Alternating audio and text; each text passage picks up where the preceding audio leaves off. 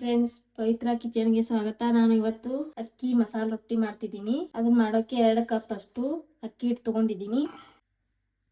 ಈಗ ಇದನ್ನ ಸೈಡ್ ಇಡೋಣ. ಇದಕ್ಕೀಗ ಮಸಾಲೆ ರುಬ್ಕೊಂಡ್ ಬರೋಣ. ಈ ಮಸಾಲೆ ಸಂಬಂಧ ಒಂದ್ 10 ರಿಂದ 12 ಹಸಿಮೆಣಸಿನಕಾಯಿ ತಗೊಂಡಿನು. ಒಂದ್ 7-8 ಬೆಳ್ಳುಳ್ಳಿ ಹೆಸರು ತಗೊಂಡಿನು. ಸ್ವಲ್ಪ ಜೀರಿಗೆ ಹಾಕತೇನು, ಸ್ವಲ್ಪ ಉಪ್ಪು ಹಾಕತೇನು. ಈಗ ಇದನ್ನ ರುಬ್ಕೊಂಡ್ ಬರೋಣ. ಈಗ ಇದನ್ನ ರುಬ್ಕೊಂಡ್ ಬಂದಿದ್ದೇನು. ಇಷ್ಟು ತರಿಯಾಗಿ ರುಬ್ಕೊಂಡ್ರೆ ಸಾಕಾಗತ್ತೆ, ಜಾಸ್ತಿ ನುಣ್ಣಗೆ ರುಬ್ಬೋದ್ ಬೇಡ.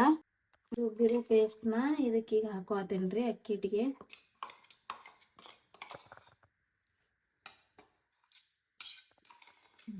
ಸಣ್ಣಗ ಕೊತ್ತಂಬರಿ ಹೆಚ್ಚಿಟ್ಕೊಂಡಿದ್ದೆ, ಅದನ್ನ ಹಾಕೋತೇನು.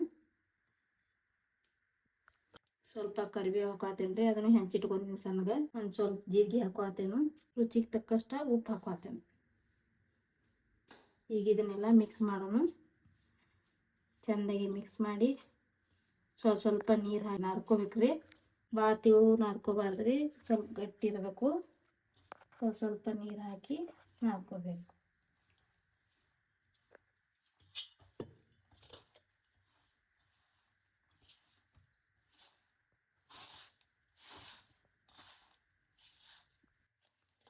ಈಗ ಇದನ್ನ ಹಿಂಗೆ ನಾದ್ಕೊಂಡೇನ್ರಿ. ಹಿಂಗೆ ನಾದ್ಕೊಳ್ಳೋದಾಗಿದೆ. ಈಗ ಇದಕ್ಕೊಂದು ತಟ್ಟಿ ಮುಚ್ಚಿ ಒಂದು 10 ನಿಮಿಷ ನೆನೆ ಹಾಕ್ಬಿಟ್ಟು ಬಿಡೋಣ.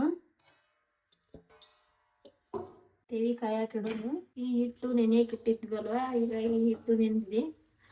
ಈಗ ಇದನ್ನ ಮಾಡೋಣ. ಇದನ್ನ ಮಾಡೋಕೆ ಕವರ್ ತಗೊಂಡಿದ್ದೀನಿ, ಪ್ಲಾಸ್ಟಿಕ್ ಪೇಪರ್ ತಗೊಂಡಿದ್ದೀನಿ. ಇದಕ್ಕೀಗ ಸ್ವಲ್ಪ ಎಣ್ಣೆ ಹಚ್ತಾ ಇದ್ದೀನಿ. ಈಗ ಇದನ್ನ ಸ್ವಲ್ಪ ಉಳ್ಳೆ ಮಾಡ್ಕೊಳ್ಳೋಣ.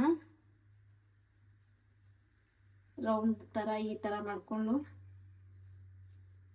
ಇದ್ರ ಮೇಲೆ ಇಟ್ಟು ಈ ಕವರ್ ಮುಚ್ಚಿಬಿಟ್ಟು ಈಗ ಸ್ವಲ್ಪ ಫ್ರೆಶ್ ಮಾಡ್ಕೊಳ್ಳೋಣ.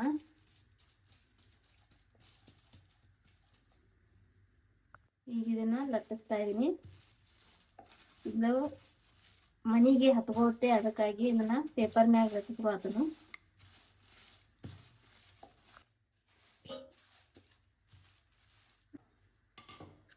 ಇದನ್ನ ಬೇಯಿಸ್ಕೊಳ್ಳೋಣ.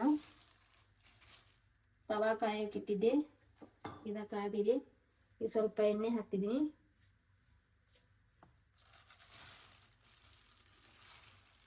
ಈ ರೊಟ್ಟಿನ ಇದಕ್ಕೆ ಹಾಕಿ ಬೇಯಿಸ್ಕೊಳ್ಳೋಣ.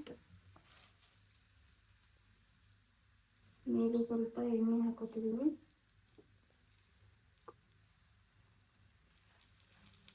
ಇದನ್ನ ಹೊಳ್ಸ್ಕೊಳ್ಳೋಣ. 2 ಸೈಡ್ ಚೆನ್ನಾಗಿ ಬೇಯಿಸ್ಕೊಂಡ್ರೆ ನೀವು ಮನೆಯಲ್ಲಿ ಒಂದ್ಸಲ ಟ್ರೈ ಮಾಡಿ ನೋಡಿ. ಚಲೋ ಆಗ್ತಾವ್ರಿ ಇವು ರೊಟ್ಟಿ.